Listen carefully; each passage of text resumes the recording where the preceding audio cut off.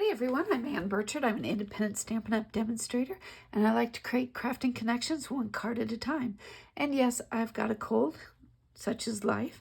Today I'm going to be using Timeless Tiles and the Happy and Heartfelt stamp sets. I'll be using also the Fluid 100 watercolor. Sit back, enjoy the music. All the supplies I used are listed down below in the description.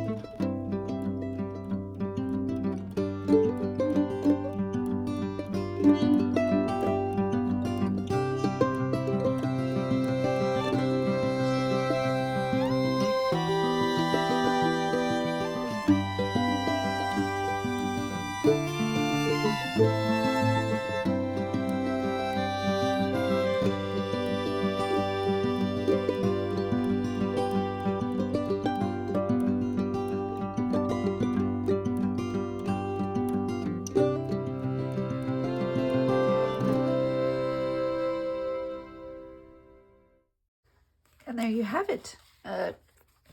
Awesome little card that didn't take long at all.